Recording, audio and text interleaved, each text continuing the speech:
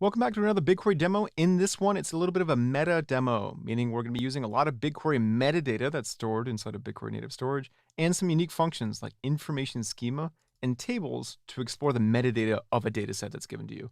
Why is this important? Well, as a data engineer, you're often given a data set or tables within a data set or multiple data sets as part of a GCP project, and you have a very short amount of time to figure out a lot of key information about those tables. How many tables are there? How many columns are there? Are any of those columns partitioned or clustered columns?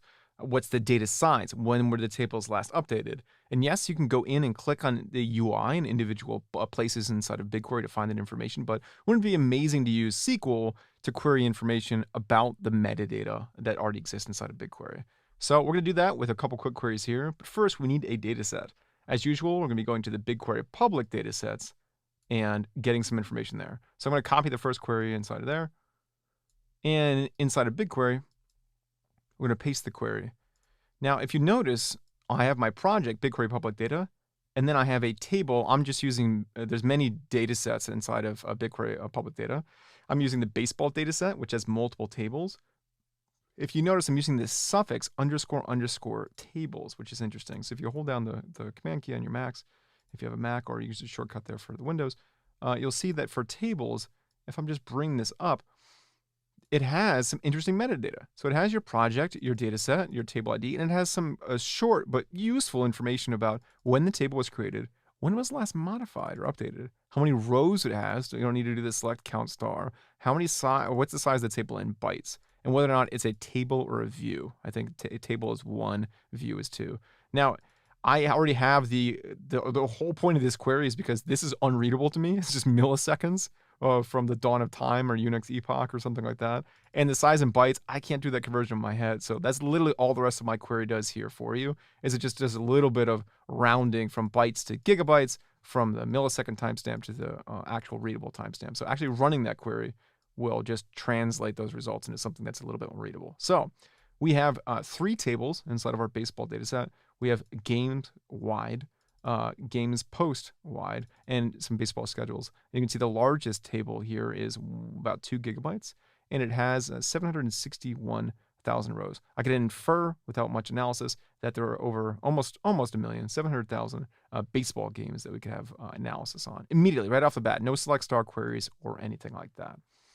All right. So that's just information about, and again, you can just replace baseball with say New York, and then boom, you can get all the information about the New York data tables that are in there. A lot more tables, and you can see that there is yellow taxi cab trips, 311 service requests for New Yorkers, a lot motor vehicle collisions. So New York has a lot of tables in that data set for BigQuery public data, and you can see the row count in there as well. Large, very large data sets, but literally you're just plugging in your project, your data set, and then you get a lot of metadata about the tables. So it's comparing information across tables very easily. So now if we're going to drill in to the columns of data, how many columns of data are present in one of those tables? Again, I'm just going to be using baseball for example, but you can replace that with one that's interesting to you. Here we're using information schema.columns. Executing that, let's get all of that data. All right, here we go. So we have the table, which is baseball. That's the data set it belongs to. The table name is games wide. Don't forget, we also have a couple more tables in this data set. We're not doing a where clause filter. So we have 306 columns in total. So no kidding, that's a very wide table. But hopefully you'll be able to see games wide. There should be 2 other tables, games post wide, and there was another one there as well. So if you wanted to do a filter for just a single table, you could see, let's just do a quick where clause filter. Where the actual table name is just this one singular table, games wide. And then we'll see, just simply by row count, this table has 145 columns in it. Wow, that is a wide table, no kidding. And then the ordering position of the columns, whether or not it's allowed to be null, the data type, is it a generative column, is it hidden? Here's really interesting, as a data engineer, is there a partitioning on the table itself? And if there is partitioning, is there clustering as well, which is super interesting. So that's literally what this next query is going to do for us. It's just a very simple where clause to basically say, hey, for performance reasons, one of the easiest things that you can do is just have partitioned and clustered columns in very large data sets if your use case warrants it. let's see if there are any in this particular data set. So we're going to run this, and it's going to look again, filtering on the partition column, and then no. So it's very easy look through all of the different tables within that baseball data set, and then you got nothing. Let's see if the New York one has any in it as well. No partition or no clustered columns there. So again, some immediate insight that you can give back is, hey, let's explore the benefit of partitioned or clustered columns. All right, the last query that I'm going to show you here is you can basically get metadata across the different data sets just by doing a simple union all. I've chosen about 10 or 15 interesting ones from the BigQuery public data sets. And I wanted to see, we looked at the first table. It had 3 tables instead of the baseball data set. I want to basically list all the tables from all these different data sets, and I want to order it by the data set that has the table with the most rows. So let's see which table out of all of these has the most rows. Just pasting in that query. I think it'll probably be those taxi transactions. So let's see. Getting all that metadata together. Oh, I was wrong. Wow. So we have, and again, you can change this with the timestamp seconds query that I had a little bit earlier. It's actually the GitHub repository. Their files inside of GitHub, and the row count. Wow, can I buy a comma? Is 2.3. Is that billion? Yeah, 2.3 billion. And you can see the size of it on disk there as well. So it's GitHub. Wikipedia is up there. It's only number 2 though. And then here's my New York taxi cabs there as well. And again, this is just unioning together. Union, again, inside of SQL is mashing together rows vertically, whereas joins is joining together columns horizontally, and it just mashes them together here as well. Lastly, I'll show you a bonus query. I'm not going to run it for you though. Is if you wanted to, you want to view all the data sets within your given GCP project. Actually, I lied. I will run this for you because I think it's pretty cool. I'm going to copy this, and I want to see. Let's see if data to insights. This is a public, or at least the tables within here are public. Let's see if we can. So all I'm doing is basically saying, if somebody just gives you the project name, just the project name, you want to query all of the data sets there within. It looks like, yeah, we don't have, its permission is denied. So we can use our own project. I have a couple of tables inside of here. So I'm copying the project name.